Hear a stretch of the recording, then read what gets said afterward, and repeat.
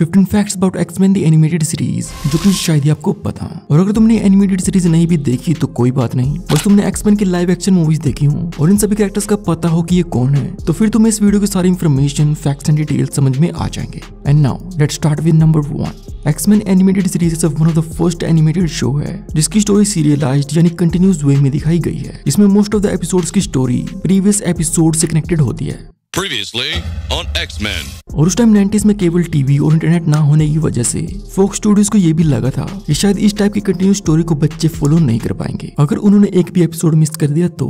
और ऐसा ही कुछ इस शो के साथ हुआ भी, जिसकी वजह थी एनिमेशन एंड स्टूडियोज, क्योंकि हैंड ऑन एनिमेशन प्रोसेस की वजह से इस शो के डिफरेंट एपिसोड्स को कई डिफरेंट स्टूडियोज ने एनिमेट किया था और हर एक स्टूडियो एनिमेशन कंप्लीट हो जाने के बाद ही उस एपिसोड को पब्लिश कर देता था, जिसकी वजह से इस शो की कंटिन्यूटी में भी फर्क पड़ा था, जिसमें फेनिक्स सागा का एक एपिसोड उसके ओरिजिनल कंटिन्यूस स्टोरी और डेट से 2 साल बाद पब्लिश हुआ था, जो कि उस टाइम बिल्कुल ही वेस्ट था। और इस शो के सक्सेसफुल होने से पहले इसे कई प्रॉब्लम्स का सामना भी करना पड़ा था, क्योंकि लाइव एक्शन मूवीज की तरह इस शो में भी साइक्लोप्स, जीन और वोल्वरिन के बीच एक लव ट्रायंगल दिखाया गया है। Jean, I've gotta go. Cyclops is waiting for me. So am I. और इस शो की टारगेट ऑडियंस 10 साल से कम उम्र के बच्चे थे, तो फोक्स को लगा था कि वो इस टाइप की कॉम्प्लिकेटेड रिलेशनशिप को समझ नहीं पाएंगे, बट इसका उल्टा ऑडियंस को ये और भी ज्यादा पसंद आया था। Jean, I have to go. Scott and I, we have to catch a plane. और तुमने ये एनिमेटेड सीरीज देखी हो या ना हो, बट डेफिनेटली इंटरनेट पे से जुड़े हुए कुछ मीम्स तो जरूर देखे होंगे। इसमें सबसे पहला है वोल्वरिन का फोटो वाला मीम, जिसमें ओरिजिनली तो वो साइक्लोप्स एंड जीन की फोटो को देखता है।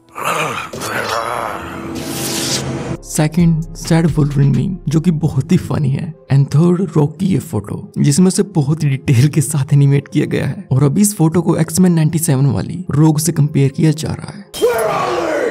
एंड लाइव एक्शन मूवीज को छोड़ के एक्समैन के मोस्ट ऑफ द वर्जन्स में रोग को उसकी एब्जॉर्बिंग्स वाली पावर्स के साथ साथ उसे super strength and fly ability के साथ भी दिखाया गया है। एंड रोग को ये fly and super strength miss Marvel से मिलती है, जिसकी सारी पावर्स को रोग खुद एब्जॉर्ब कर लेती है।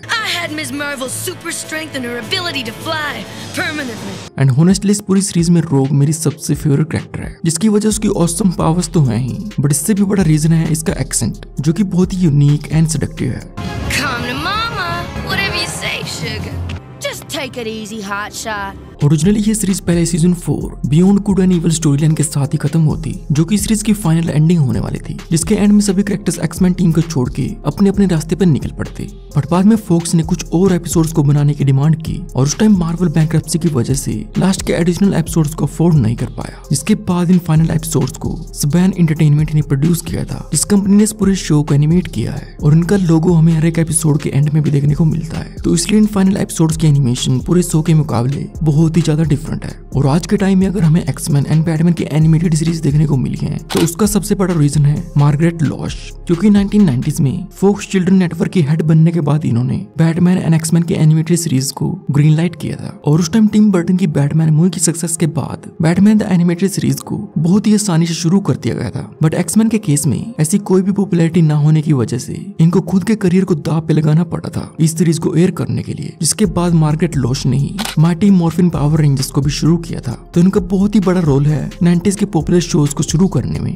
डेविड हैम्बलिन, जिन्होंने सीरीज में मैग्नेटो को वॉइस दी है, तो ओरिजिनली इन्हें एक्समैन लाइव एक्शन मूवी में मैग्नेटो का रोल ऑफर किया गया था, पर उस टाइम अर्थ फाइनल कॉन्फ्लिक्ट शो की शूटिंग में बिजी होने की वजह से इन्होंने मैग्नेटो का रोल करने से मना कर दिया था, नहीं तो मूवीज में हमें बिल्कुल ही डिफरेंट मैग्नेटो देखने को मिलता। Magneto, I presume. Come, we must hurry. और इस सीरीज में जब मैग्नेटो अपनी पावर्स का यूज करता है, तो उस टाइम हमें जो साउंड इफेक्ट सुनने को मिलता है, तो यही same sound effect Star Trek 3 the search of spook movie में क्लिंगॉन क्लॉकिंग डिवाइस के टाइम भी यूज किया गया था। Similarly doctor strange in the multiverse of madness में जब चार्ल्स एक्जेवियर को इंट्रोड्यूस किया जाता है, तो उस टाइम बैकग्राउंड में इस सीरीज का ही थीम सॉन्ग बजता है।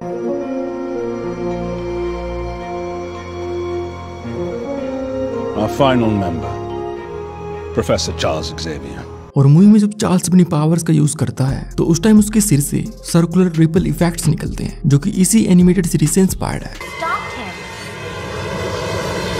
और इस पूरी सीरीज में मिस्टर सिनिस्टर का कैरेक्टर एनिमेटर्स के लिए बहुत ही चैलेंजिंग साबित हुआ था, क्योंकि इसके कॉम्प्लिकेटेड डिजाइन की वजह से वो इसे 360 डिग्री पे टर्न करते हुए एनिमेट नहीं कर पाते थे। तो इसलिए इस पूरे शो में मिस्टर सिनिस्टर को 360 डिग्री टर्न करते दिखाया ही नहीं गया। एंड मॉर्फ का कैरेक्टर पहले शो में एक थ्रोवे कैरेक्टर होने वाला था, जिसको इस शो में सिर्फ मारने के लिए ऐड किया गया था ताकि इस सीरीज को सीरियस दिखाया जा सके। और इस शो की शुरुआत में दिखाया कि मॉर्फ की डेथ परमानेंट होने वाली थी, बट जिस तरीके से मॉर्फ ने वोल्वरिन को बचाते हुए खुद को सैक्रिफाइस किया था,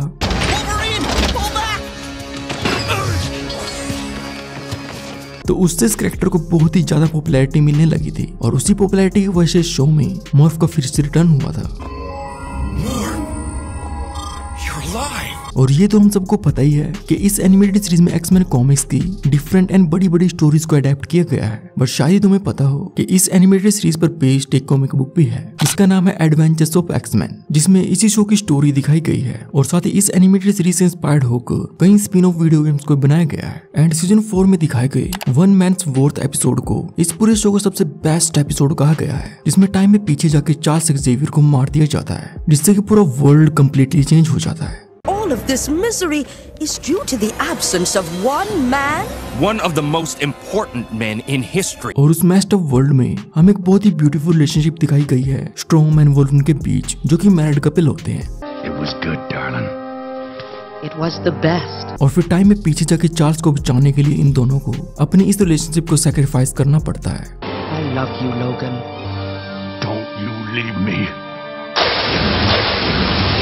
एंड एक्समैन टीम के अलावा भी इस पूरी सीरीज में बहुत सारे मार्वल कैरेक्टर्स के कैमियोज हुए हैं, जिनमें Miss Marvel, Nick Fury, War Machine, Captain Britain, Spiderman, Doctor Strange. इसके इस पूरे शो में 3 से 4 कैमियोज हैं। Black Panther, Thor, the Watcher, Deadpool, Scarlet Witch and Quicksilver, जिन पे एक पूरा एपिसोड बनाया गया है। और साथ ही कैप्टन अमेरिका, जिसका एक फुल एपिसोड एडवेंचर दिखाया गया है वोल्वरिन के साथ। और अगर तुम्हें लाइव एक्शन मूवीज में डार्क फिनिक्स एंड अपोकलिप्स की स्टोरीज अच्छी नहीं लगी, तो मैं तुम्हें हाईली रेकमेंड करूंगा कि इस एनिमेटेड सीरीज में दिखाई गई इन दोनों स्टोरीज को जरूर देखना, जिनको इस शो में बहुत ही बड़े लेवल पे दिखाया गया है। और अब तक आई एक्समैन मूवीज के फैक्ट जानने के लिए आप मेरी इन सब वीडियोस को देख सकते हो।